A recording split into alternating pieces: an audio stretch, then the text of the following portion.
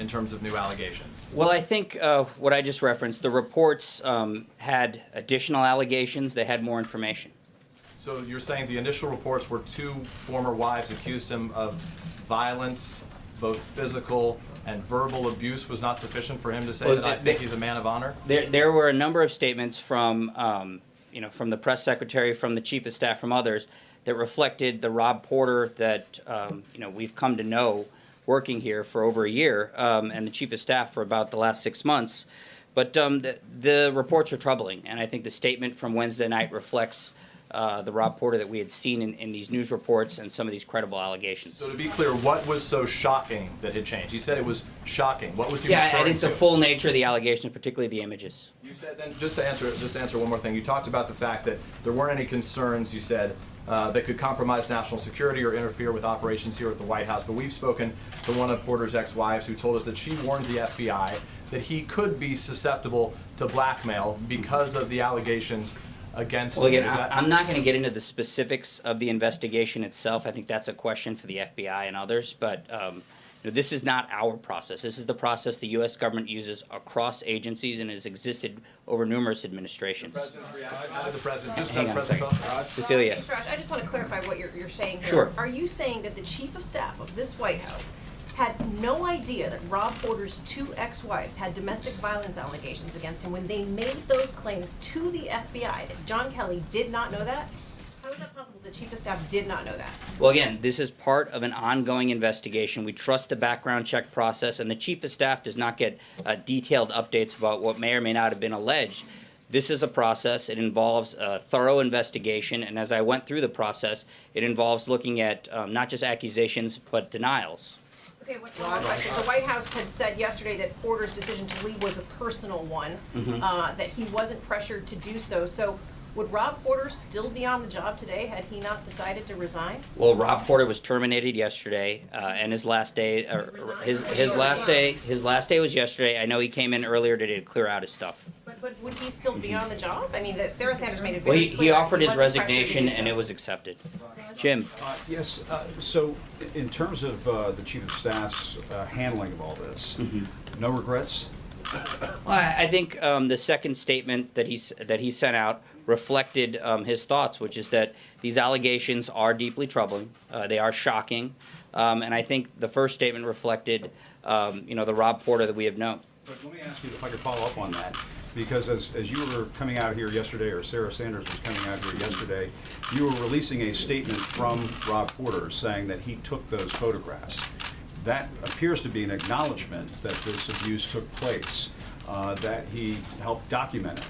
How can the White House Chief of Staff, how can the press secretary, how can this White House still be standing behind him when Mr. Porter appeared to be acknowledging that he had I think it's fair to say that we all could have done better over the last few hours or last few days in dealing with this situation. But this was a Rob Porter that I and many others have dealt with, that Sarah had dealt with, that other officials, including the Chief of Staff, had dealt with. And the emerging reports were not reflective of the individual who we had come to know. And I'm just asking one other follow-up. Jeff, we've got a few. Raj, did the president know that Rob was working on a temporary clearance? No, the president saw the news report on Tuesday night and was informed of the resignation on Wednesday. He was saddened by it.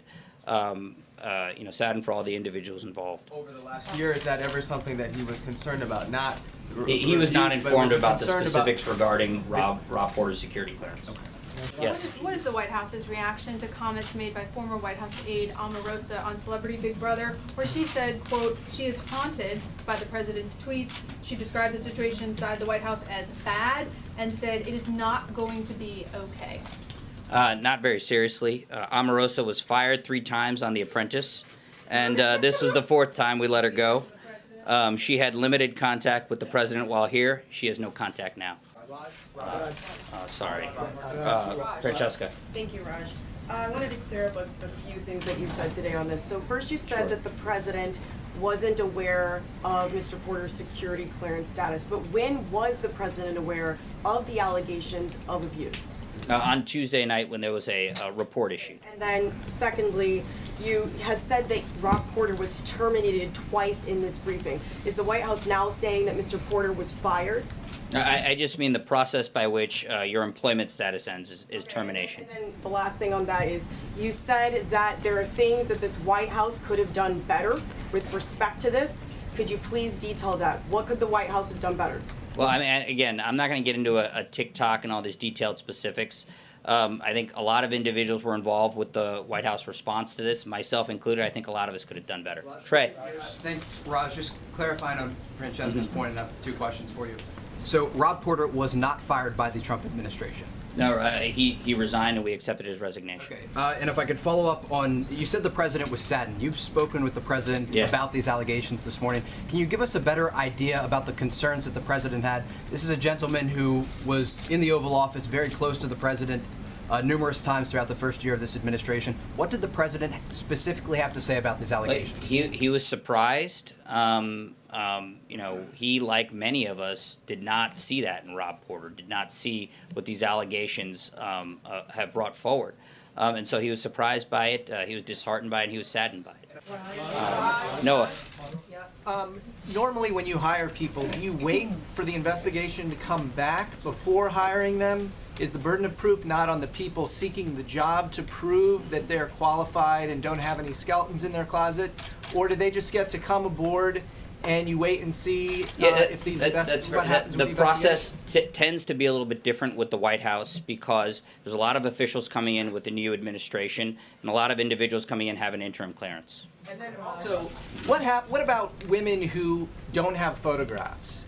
Do you trust their stories? Because a lot of times, you haven't been at the podium, but Sarah said that allegations weren't credible from other people. Do you need a photograph? And how should women feel if they don't have a photograph? I don't think any standard applies. I just think that we do take allegations of misconduct, of domestic violence, other issues like that very seriously. We are very concerned about them. In this instance, in the case of Rob Porter, we relied on the background check investigative process. That process hadn't been completed, so we were relying on the information that we had. April. Okay, Raj, 2 questions. I want to follow up on Noah. You say the president takes the issue of violence against women seriously. Yes. Why did this administration close the Violence Against Women office when he became president last year? He defunded it and everything, and also he shut down the Women and Girls office as well. And I have another question on. I don't know specifically why those specific offices may have been closed, but look, I did talk to the president earlier today. He told me he was very saddened by these reports and by the information that he saw, by the images that he saw. We do take violence against women and these types of allegations very seriously. What's your second question? The interim security clearance, does that allow Rob Porter to be able to touch, at the time when he was employed here, to be able to touch and see classified materials? Yeah, it would, yes. Raj, Blake. thank you. Raj, I want to take you back, raised to the reports of emails, texts, between Lisa Page and Peter Strzok. From the podium, Sarah has said that those texts are evidence of political bias. Now, everyone has opinions.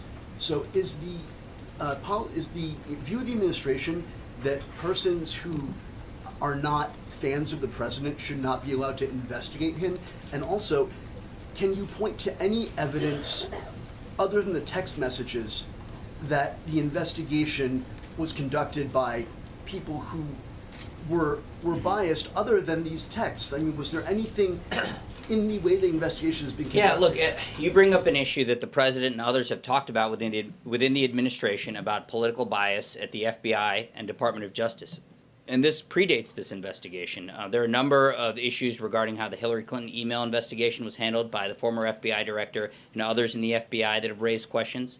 When it comes to the text messages that you reference, that's not the considered judgment of the president or others, but it is the judgment of the special counsel who had him removed from the case because specifically citing political bias. So there are a number of issues. There's a Department of Justice Inspector General report that we've heard about that is going to look into this issue further.